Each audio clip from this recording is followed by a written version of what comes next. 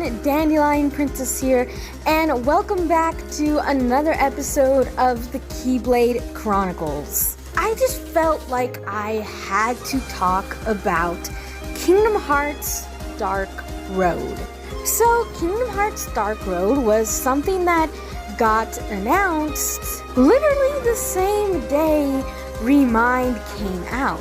I remember waiting for the pre-order timer to end for Remind so I could play it, and all of a sudden Twitter was going crazy. At first it was just announced that Kingdom Hearts Dark Road would be a new Kingdom Hearts mobile experience. And at the time we didn't actually even know its proper name. But just this week, we've gotten a lot of interesting new details about this game.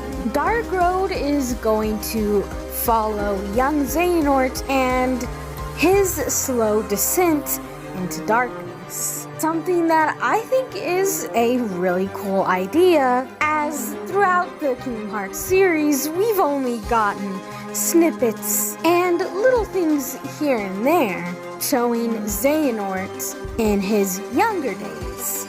And it turns out that Dark Road is going to be attached to Union Cross. What I mean by that is Dark Road is going to share the same app as Union Cross.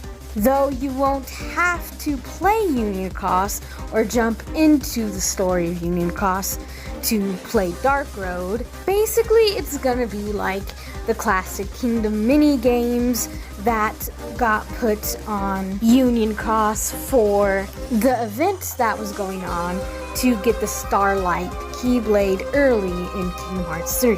Basically, the way I see it is we're going to be able to access Dark Road from the main menu of Union Cross, and it'll then take us to the separate game. Though I do think that this idea makes sense because the team that made Dark Road is the same team that works on Union Cross. So, of course, the same team are just gonna come up with the solution, hey, let's just put these two things together. This also means that the two games are going to share a lot of similarities, including the art style. Now, don't get me wrong, I like Union Cross's art style, and I think it makes sense for a mobile game. And I believe it served its purpose fairly well in telling the story of Union Cross. But Dark Road seems to have a completely different vibe that it's going for than Union Cross. And it's going to be following the main villain of the entire series up to this point. It really doesn't feel that we should be looking at a chibi form of Xehanort as he's turning to the darkness. Again, it does make sense from a development standpoint, but I really think that the team just didn't think of the story that they were trying to tell when they chose to stay with the Union Cross art style. And again, combining it with Union Cross does make sense to a point, but I really think this game would do better and would get better feedback if it was its own experience entirely and had its own app all to itself. I really foresee Dark Road not standing out like at all and being treated as if it's simply just one of Union Cross's events rather than what it really is, which is the next game in the series. Honestly, even though it would have taken longer to develop this game, I would have happily waited longer to see Dark Road be in the Unreal Engine on the PS4 like Kingdom Hearts 3 was, or at the very least on the Switch, because the Switch is also capable of handling the Unreal Engine. Going into the gameplay side of things a little bit, it seems that Dark Road's gameplay is going to be somewhat similar to Union Cross, but instead of having medals, we're going to have a card-based system.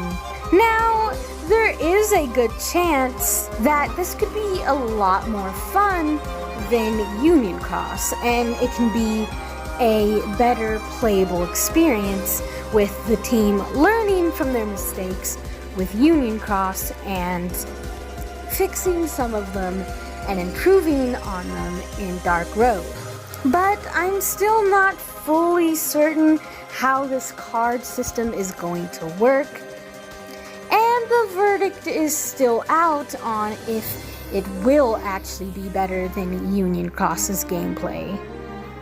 Overall, I have to say, when Dark Road was first announced, I was extremely excited for it because it felt like a game and an idea that should have happened before Kingdom Hearts 3, you know?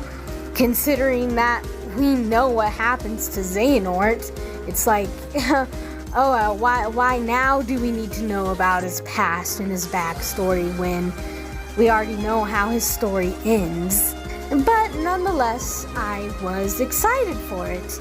But then when I found out that it was going to be attached to Union Cross and some of these other things, I've definitely got a little less excited. Like I said, I would have happily waited a bit longer for this game if it meant getting its own app or actually being on a platform like the Switch or PS4. I don't really have anything against Union Cross, and I think it's a good mobile app in its own right, but I'll admit that over the time, I've played it less and less. I just hate how drawn out the missions are and the story of Union Cross is, and I'm so afraid that that's going to be what happens with Dark Road. It definitely seems like the story of Union Cross is starting to come to its close, and they needed to open up another thing in order to keep the app going.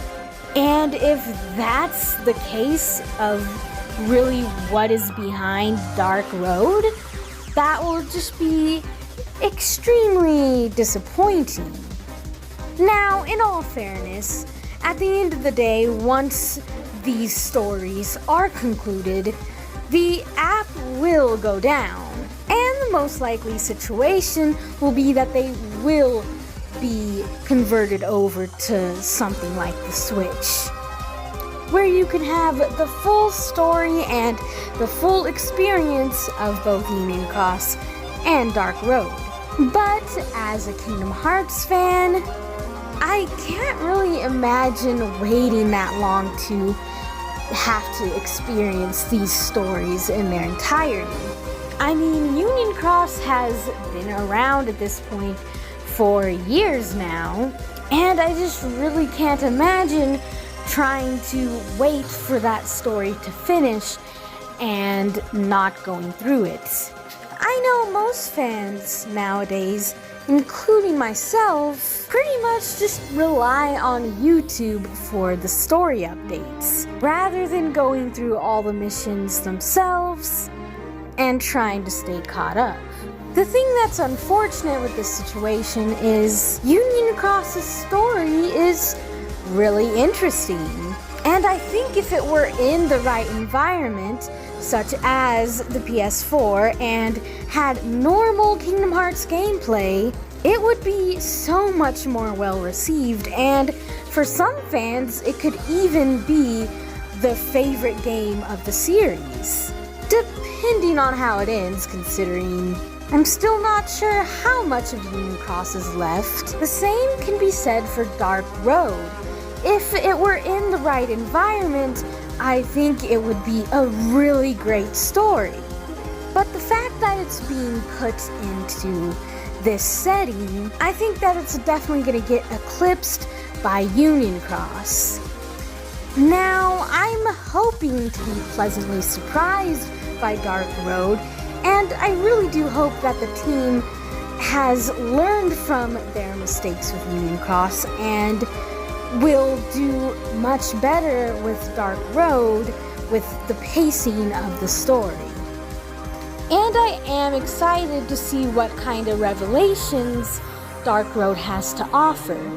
Because again, we do already know what happens to Xehanort in the end. So there must be a much greater purpose as to why we're getting backstory on him now. My thoughts are it'll probably have something to do with the Master of Masters, or perhaps figuring out who Xehanort and Eraqus's master was, and overall just finding out more about this time period that Eraqus and Xehanort grew up in and trained in. I also imagine that we'll get some story stuff to do with Scala, since that's going to be a thing. I don't know if they'll reveal everything with Scala here, but I definitely think we're going to get some stuff alluding to the world and whatnot.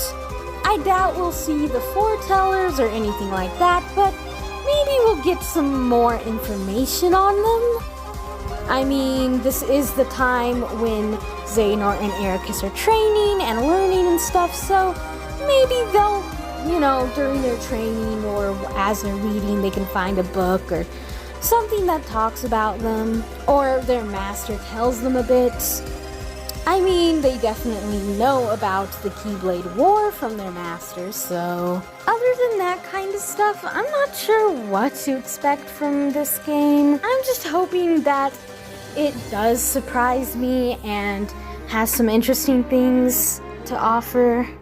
I just think it's hilarious that the world they decided to showcase for this game, aside from Scala, was Agrabah, considering everyone's PTSD from Union Cross with Agrabah. No, thank you.